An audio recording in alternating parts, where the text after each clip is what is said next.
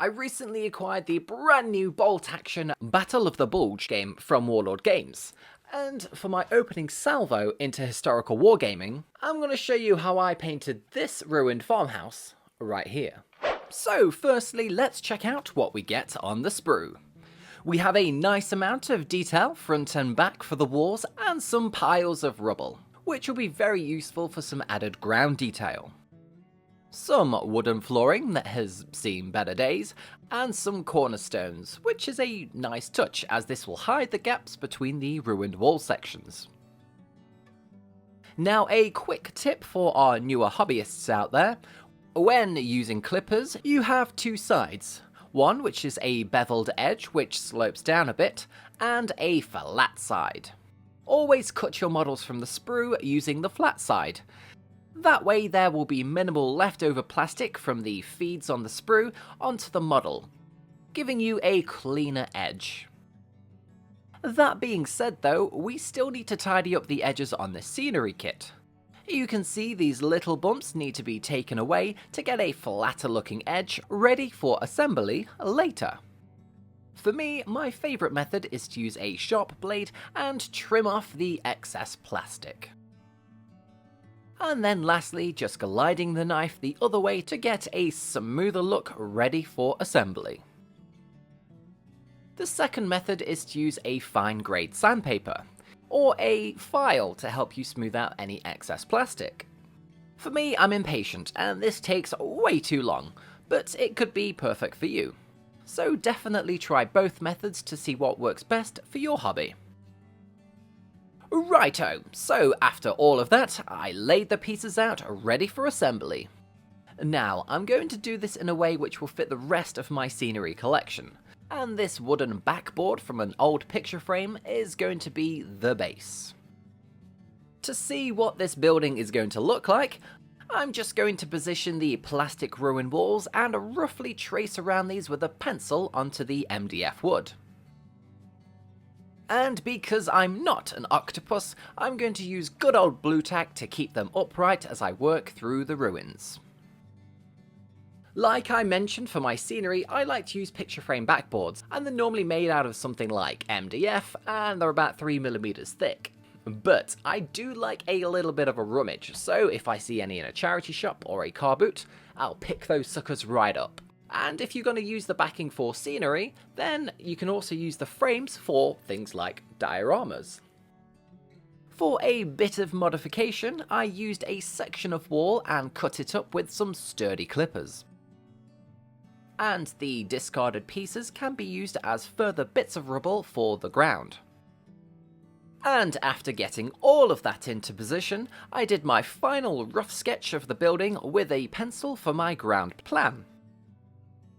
Now, I'm not a fan of having a perfect looking rectangle for my scenery pieces. So I drew out a rough guide with a pencil, cut the wood and beveled the edges.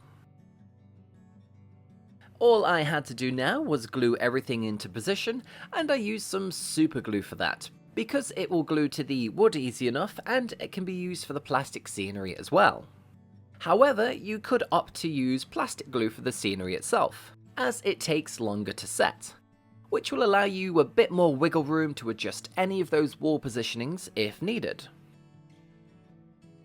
Because I built this kit slightly differently to what's on the box, and extended a few walls, I needed to fill the gaps in so they wouldn't show once painted. So I used a smidge of modelling filler from Green Stuff World, and used a brush afterwards to help with the gaps. This stuff is pretty good and easy to use, with a fairly quick drying time of around about 20 minutes. Afterwards, I used a P600 sandpaper to smooth it out and get rid of any unwanted brushstrokes. The last bit of prep before getting onto the paint stage was the groundwork, and I'm going to glue on some sand here with this Mod Podge. This is the gloss version, as I don't have the matte one at hand, but regardless, I do find this better on wood than Kids PVA glue, which I use for basing normal models with.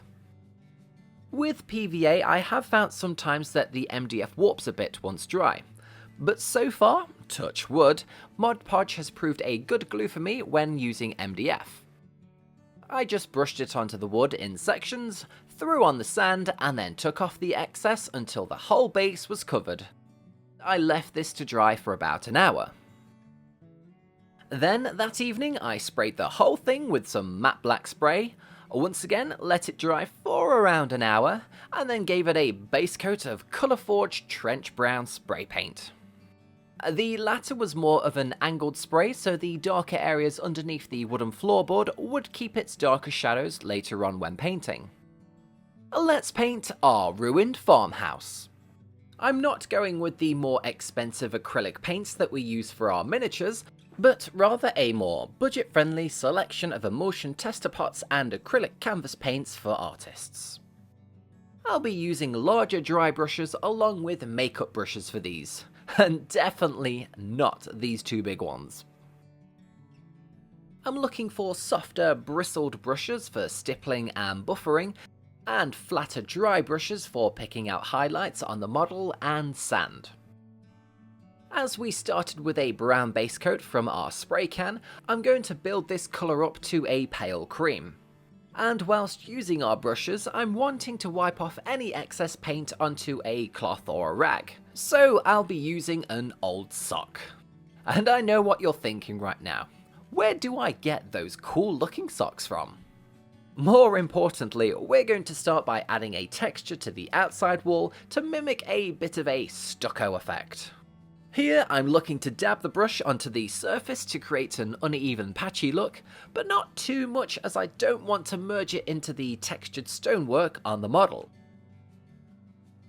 I did the exact same thing with a lighter coloured cream paint to build up the layers of colour. The nice thing about doing scenery, I find, is that you can relinquish any life stresses that you may have and take it out on your model by constantly hitting it with a brush. Therapeutic, like using a stress ball. The main reasons why I'm using emulsion paint are that it's cost effective, as these are about £1.50 to £2 a pot, compared to our more expensive wargaming paints. And when working on larger projects like scenery and terrain, you really don't want to be wasting your good miniature paint on a dry brushing sock. Another reason is that I really like the matte finish to them. So when you have a painted miniature next to it whilst gaming, the minis will stand out just that tiny bit more. And don't worry, I'll list all the paints that I've used today below, so you can find the same or something similar in your country. So we now have our first load of colours on the model, now it's time to work on that exposed stonework underneath. And for that, I'm going to swap out the emulsion paint and use a quick drying burnt umber oil paint. I love this paint so much. You need hardly any of it on the palette, and then simply add some artist white spirit to create a wash. And this goes a long way. I just slap that wash onto the stonework and the rubble on the ground. The nice thing about this fast drying oil paint compared to traditional oil paints is that it's touch dry in a matter of minutes, enabling you to carry on working on your model, keeping you in that painting zone. For a quick way to dirty down some areas and also provide a bit more shading on the inner sides of the ruins, the oil wash was added onto an area with a small brush, and then buffered out with a makeup brush to blend it into the surrounding area. Makeup brushes are great for this. The super soft bristles allow you to easily feather the paint out and create a gradient with ease. And you can get a set of them relatively cheaply just for this sort of occasion. I also went back in with a smaller miniature brush and painted in between the larger cornerstones and chimney to add some shade, and used my fingers to take away any excess paint off the top surface of the stones. The ruins are coming along nice enough. We've done base coats, layers, and some shading thus far. Now I'm just going to pick out some stones with a few colours to give it a bit of variety and more interest to look at when it will inevitably be on the battlefield. I just used a couple of greys as well as this ochre colour. and thin them down with water, but not as heavily as our oil wash previously. And all I did was just pick out some stones at random. There's going to be a few criteria when I'm going to be crafting and painting scenery for this channel. And they are: number 1, it's going to need to have a little bit of detail, but not too much, because I'm going to be using the scenery on photos and gaming, and I don't want the scenery to be too detailed because I want the miniatures to be the focal point. Numero 2, it needs to be playable. Yes, it's really cool if you can have rubble, smashed windows and detritus thrown everywhere, but if a miniature can't stand anywhere near or on the scenery, then what's the point? So there needs to be some flat areas where the miniature can stand.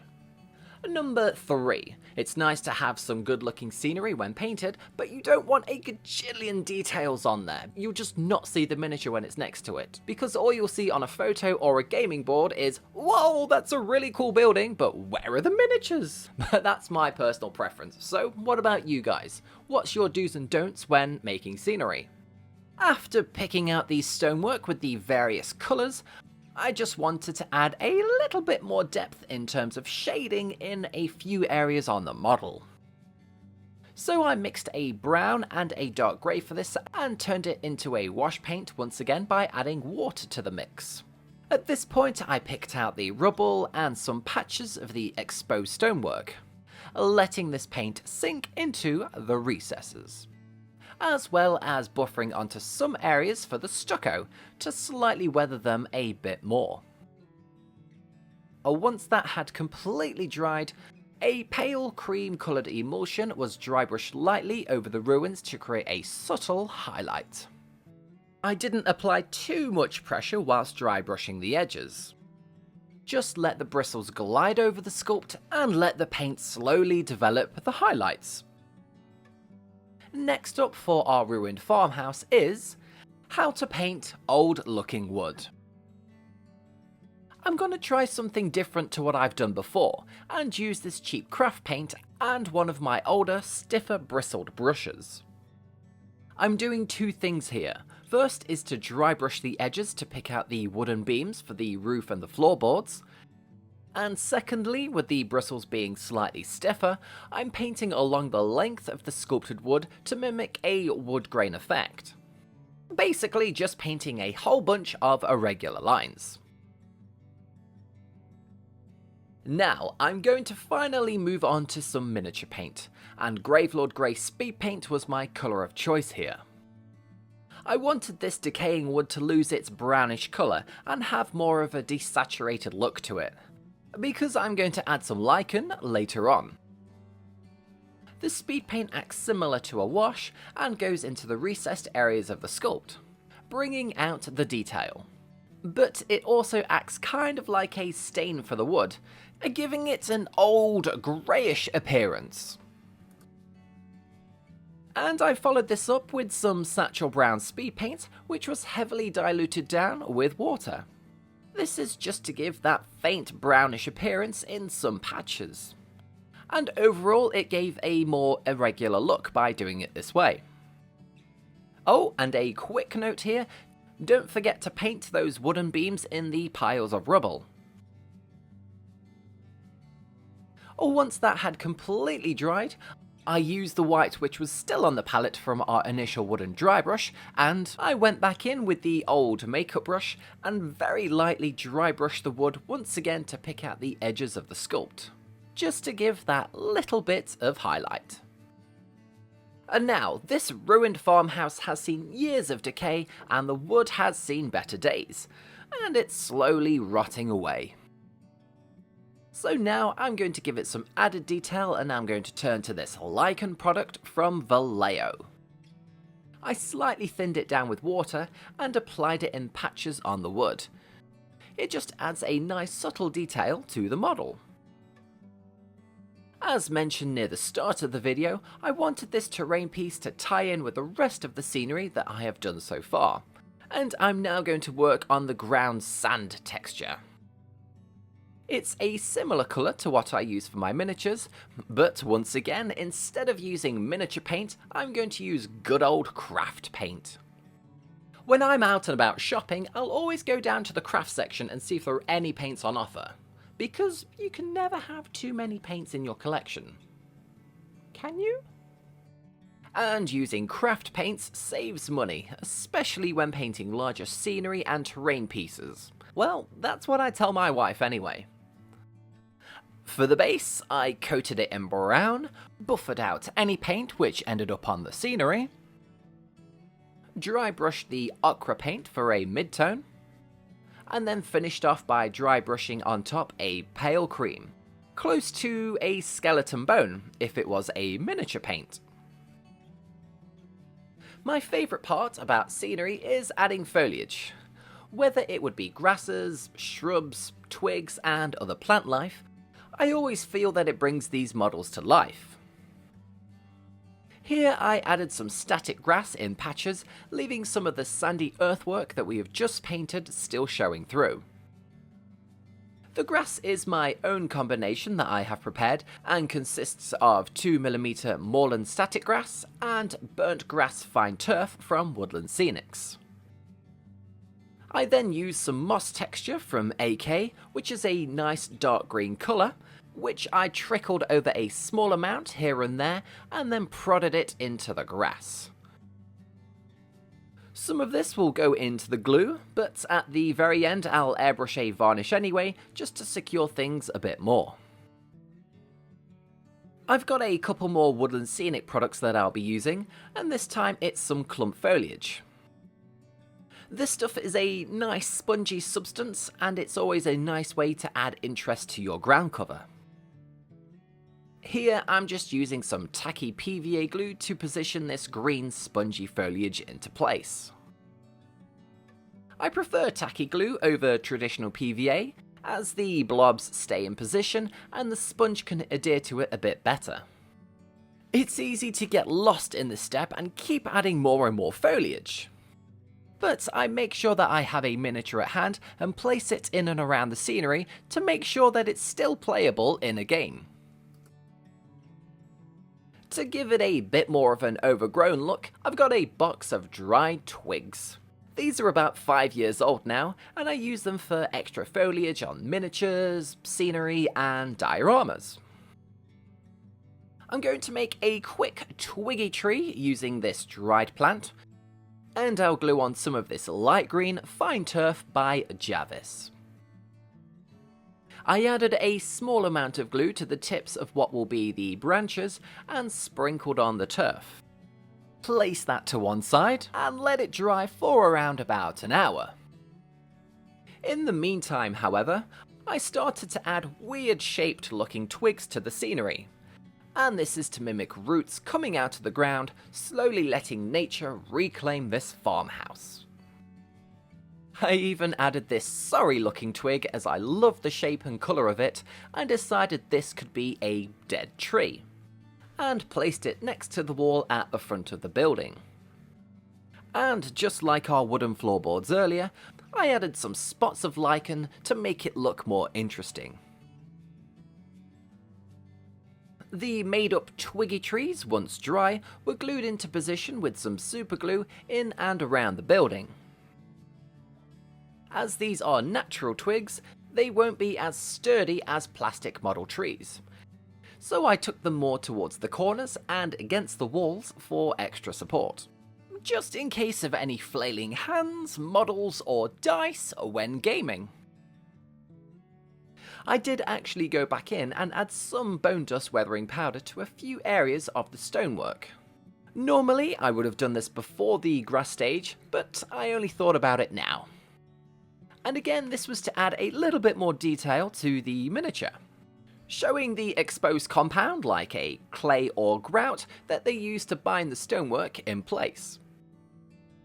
Being a weathering powder, you will need to seal this at the very end, so some spray varnish would work perfectly for this. Otherwise, in time, it will just rub off when you keep handling the scenery.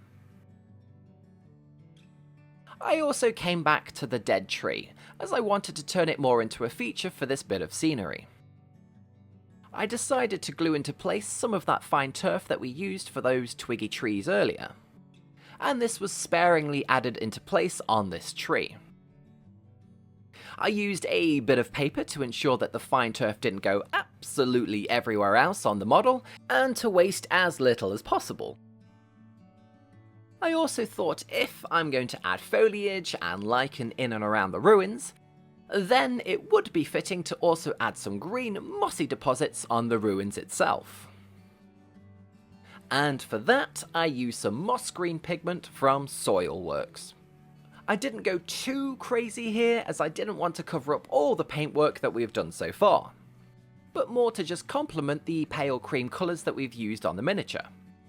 Just adding a little bit here and there to discolour the ruins, I mainly focused my efforts more towards the corners and some gaps between the stucco and the stonework for this. And there we have it, one overgrown, ruined farmhouse ready for the tabletop. Yeah, got some scenery finished! This is a really cool kit. I absolutely love it. I know it's pretty old, it's got some nice detail on it, like the wooden beams and adding like the tiny little bit of wood that you can probably just see here. That's pretty cool. I think it's just added a bit more of an element to it. So I can use this for historical, bolt action, and Middle Earth. Until next time everyone, keep on hobbying.